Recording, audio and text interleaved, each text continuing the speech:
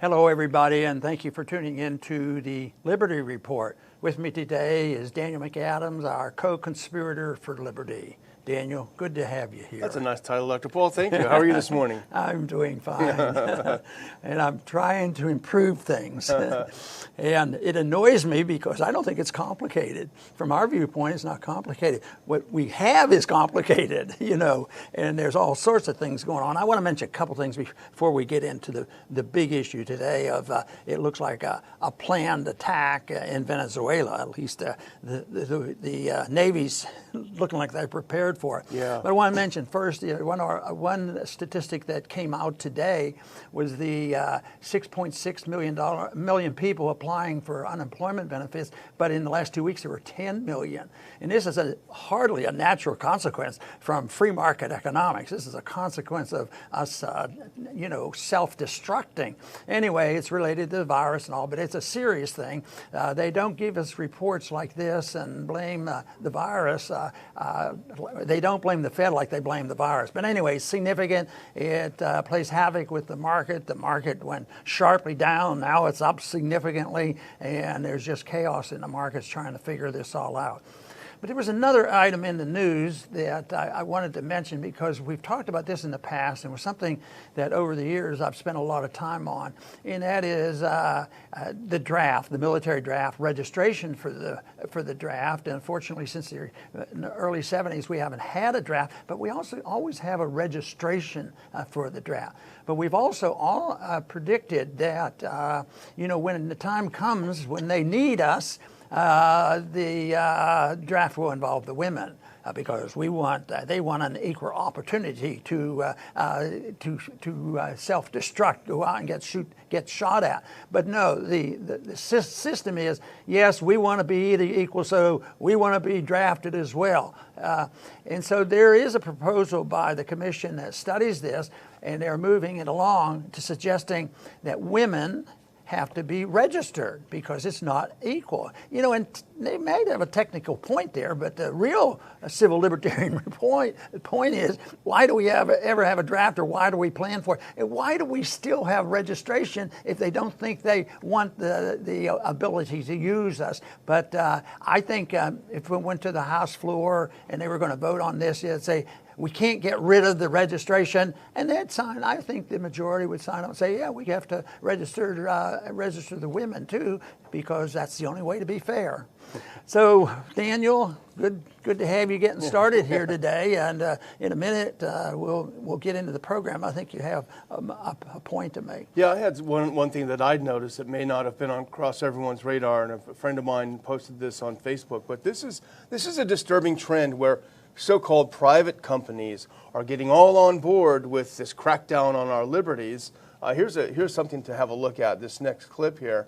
This is a company you don't know anything about who they are, who funds them, what it's all about. But essentially, what they're doing is using our cell phones to track how much we move around.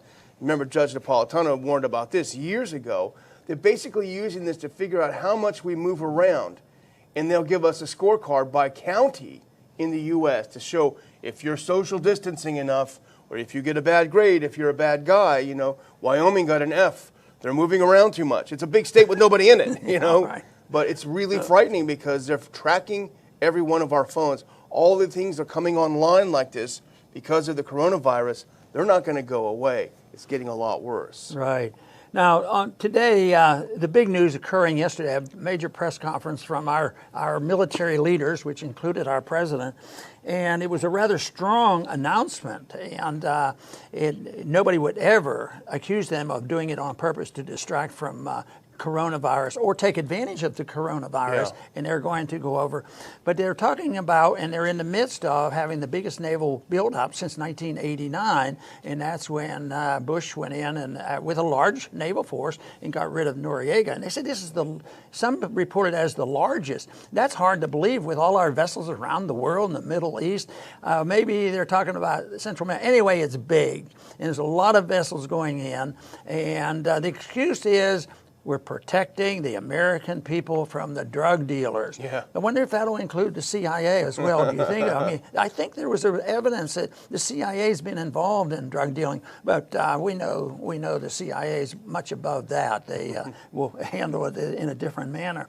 But this is a big issue. It looks like they are preparing for something, because I think it's true that Maduro was indicted. Yes. He's in a U.S. court, just like they did with Noriega. And I always thought this was pretty. I mean, Noriega was no angel. He was an ally of the CIA, and here he was indicted up here and put in an American prison. If you don't think that's arrogance, I would think South Americans and Central Americans should be a little bit annoyed with that. But the process looks very similar to what they did with Noriega. But that doesn't mean that, in 30 days there's going to be an invasion, because we do know the president shifts his efforts. He might think he's going to get away with scaring people into it, with the excuse that people aren't allowed to get away with taking advantage of us because we're fighting the coronavirus. But it's something that we have to be frightened about, because when they have a naval buildup, they have no idea whether they're really not planning to send in the troops and capture Maduro and this sort of thing like they did with Noriega. But things can go wrong. A vessel can be sunk, and sometimes it's a red flag, and sometimes it's on purpose, all kinds of things.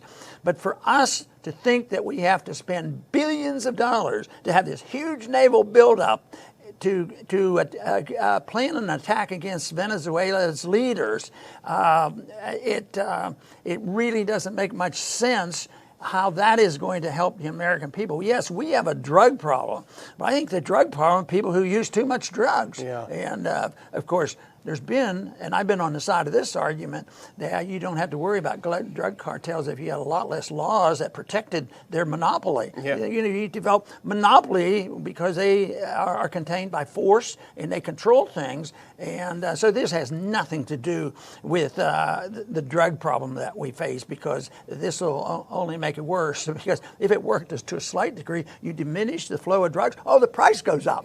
So that's a mess. But anyway, this is thrown into the mess here, and this will contribute to the chaos that we have in our financial markets and our political system that we're facing today. Yeah, and you talk about the Noriega situation, what happened, what a coincidence it is. Well, here's another big coincidence, Dr. Paul.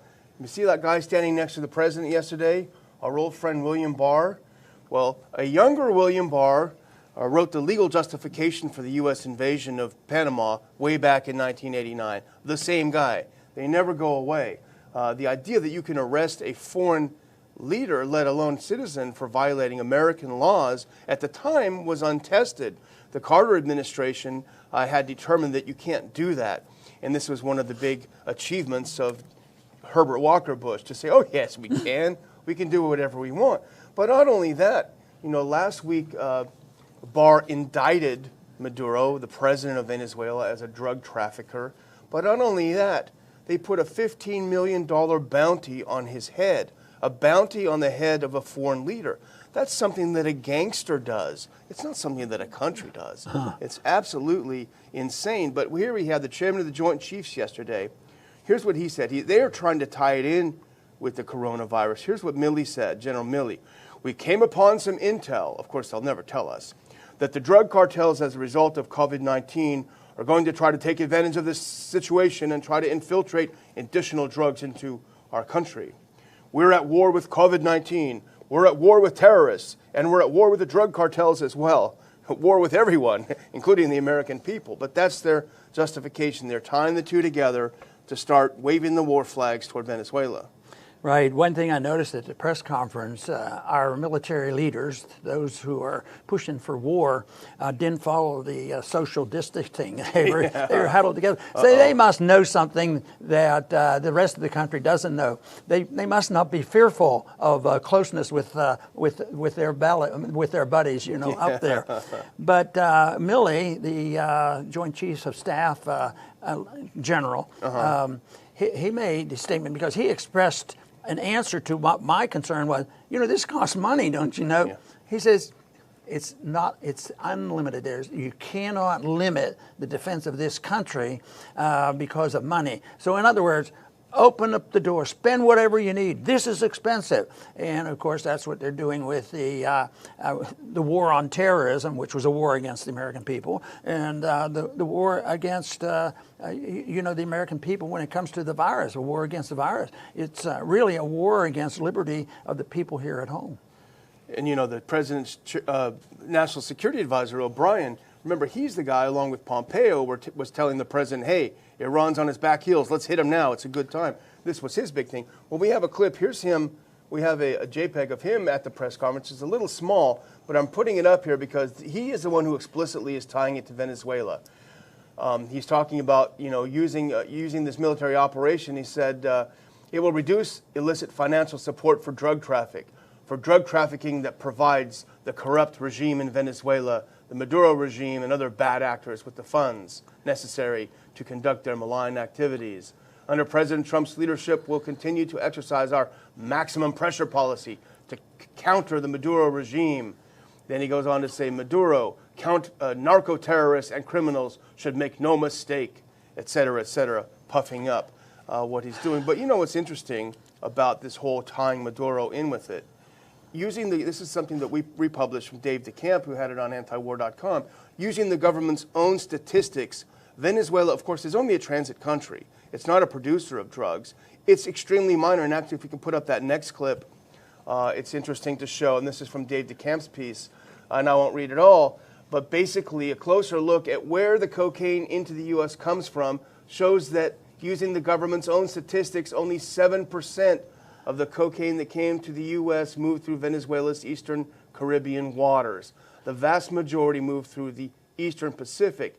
And by the way, went through our friends, the Colombians and other countries that are allied. They're doing tons more trafficking. But because we like those governments, we're completely ignoring the fact that they're key in this so-called drug trafficking. That's right, and this is used endlessly because this war on drugs has been going on for so long.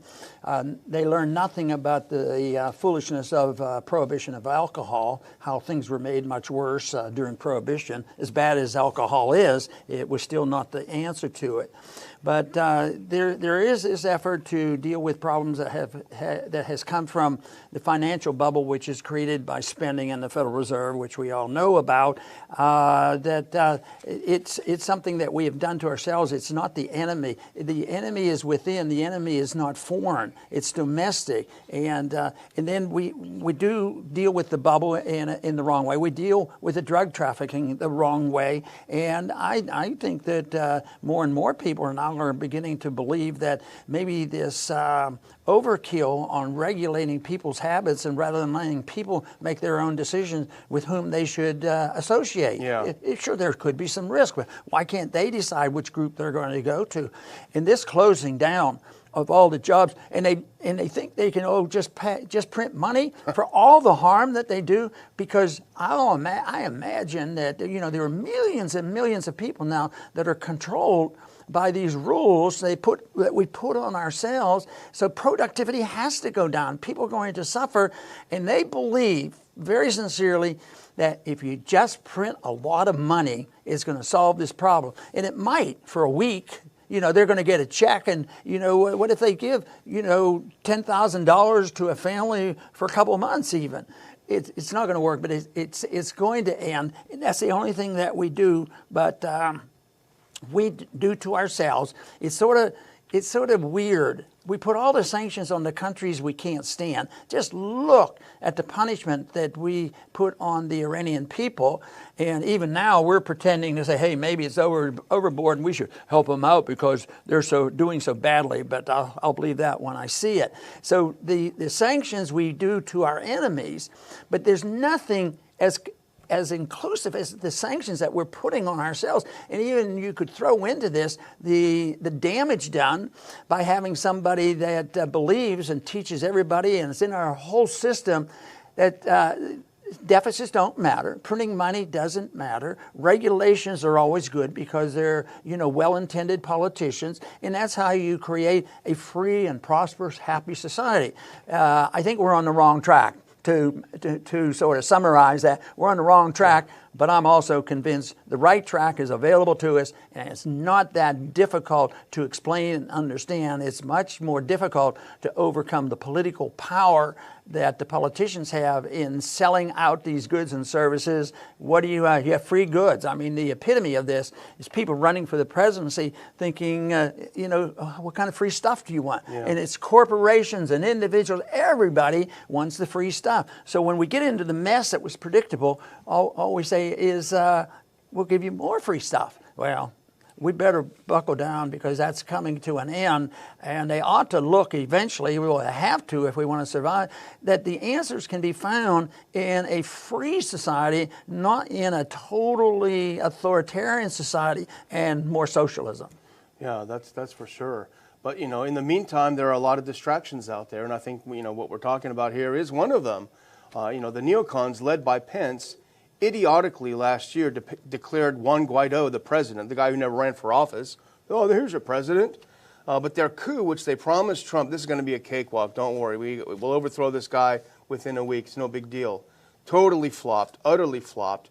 And now they're left a year later with egg on their face, and they've got this open wound that they've created. 40,000 people have died because of our sanctions, according to a recent study. But with this COVID-19, now they see their opportunity, these neocons. But here's what's ironic, Dr. Paul. They're guilty of exactly what they accuse the drug cartels of doing, taking advantage of the coronavirus to push their agenda. And it's exactly what they are doing. But here's a kind of a twist. Is the U.S. about to invade Venezuela? It's possible. Hopefully Trump is astute enough to realize he's being set up and reject it. But here's a twist, Dr. Paul. Kind of flew under the radar, but on March 28th, the Russian news agency TASS reported that all assets of the Russian company Rosneft in Venezuela have been acquired by the Russian government.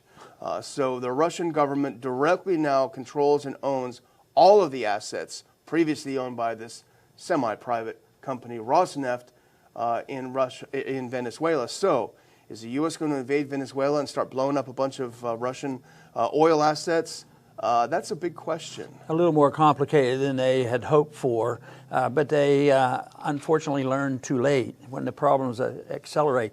I want to talk just a short time, I mentioned about how Mexico fits into this. Yeah. Because we know that Mexico is responsible for all our shortcomings, and the borders are controlled by drug dealers, which is probably true, which is a result of our drug laws. So yesterday at that press conference, they talked about cartels and mentioned Mexico, but I haven't heard any mention from the Mexican government, who's not exactly super supporters of the Trump administration. Yeah. And they are saying that they may come out with a position that they're not so happy. You made the point, that even the drugs coming in, only a small amount comes through Venezuela. But we do know that a lot of drugs come through Mexico, and we do know there are drug cartels there. But to say that the producer and the people who sell this are the problems, not the people who want the stuff, at artificial prices. So I think that's a unknown right now on how they will respond, because they may well decide to put a monkey wrench in this. But I can't believe our military people wouldn't have to take that into consideration if they're out attacking cartels. But of course, again, the attack on the cartels is all a distraction. I don't think that's what their real goal is. That's their excuse. So is to go and protect the American people against drugs. That was their ultimate excuse to justify this planned war. Well, hopefully they'll realize, and I'm going to close here, but that Venezuela is not Panama. It's a much bigger country with a larger military, and it's not going to be a cakewalk that the neocons are talking about. But let's not forget also that in Panama, thousands of people were killed, villages bombed at random, civilians died. That wasn't reported in the U.S. because we needed a real feel-good story, and that's what it was. But I would just close by saying, we are getting a lot of interesting comments from commenters that I don't recognize on our site, and that's good and bad. A lot of people are coming in, well, Ron, I've always supported you, but I'm going to break with you now. It's kind of suspicious. So It's kind of interesting to see that happening. But I would just finally close with a little update on our conference, because we haven't talked about it a lot. And frankly, the reason is we don't know. It's up in the air. We had scheduled for May 23rd a big conference in Houston on the attacks on freedom of speech, which kind of ironically is now even more important. We don't know if they'll let us hold the conference. We're still crossing our fingers. We have quite a few people signed up. Sold about half the seats we have available. Obviously, the sales have slowed now because people just aren't sure what's going to happen. Obviously, if we can't have it, we'll refund ticket prices. We'll give you the refunds back. We hope we can because we think it's an important topic. So we're crossing our fingers. If you want to learn more about it, you can go to ronpaulinstitute.org, and there's a little on the right side on the top, a little headline about it. But we just wanted to keep you posted. We're still hoping to have it. It's still going to be a great event. We may have to delay it, but let's hope not. We'll keep you posted. Very good. And I want to thank our viewers, as usual, for tuning in and for the support that you provide for us. But, you know, we have to report on these issues which aren't really on the top priority for the mainstream media, because they are significant, and of course the things are put under control because they want you to hear the issues that they're dealing with, the virus and why we have to close it down, why we have to sanction ourselves, why we have to spend the money, why we have to go into bankruptcy, and why it's ridiculous and so dangerous to let people go to work, and how bad it is for people to make their own decisions about what risks are all about. You know, you can have an understanding of risk, and all of a sudden you can change your attitude about all this. You don't deny all the dangers. You just let people decide their own, in their own mind, what is more dangerous to do and make the decision. But it is a problem that we're facing, and this is why we're talking about something that could be very, very dangerous, and yet it may be, once again, another bluff. You know, troops move in and then they move back. But this sounds more serious than that. It doesn't sound like a bluff, and I hope that I'm wrong on that, and they don't go in and foolishly decide, well, we're going in there and take Maduro out and bring him to the United States and try him and throw him in a prison and virtually destroy a man's life like they did with Noriega. But the whole thing about the Noriega, you can't sympathize with him. He was in business with the CIA, you know, all the time doing the drug deals. And of course, Saddam Hussein was in business with us too. So that is why you have to be careful, because it's not easy to criticize one's own government. But I took the advice one time that, and I believe this, it's a little risky, and that is that, you know, to be patriotic, you ought to be willing to, in your best efforts, to criticize one's own government. And that is a lot of risk, and there's people that do that. And sometimes when you have people stand up in the Congress and even challenge some of the stupidities on spending and say, oh, you know what, we ought to have a vote on this. And that's something that Thomas Massey has done. And it makes a point that peer pressure is so bad that many people go along with it. But eventually, the moral and financial bankruptcy of this country will demand a change. The only thing is I hope I'm right in believing that there's enough Americans left who would like to see the change move in the direction and the acceptance of liberty and personal responsibility. Those are worthy goals because they're so practically beneficial and they are so morally correct as far as I'm concerned. But I do want to thank you once again for joining us today to the Liberty Report. Please come back soon.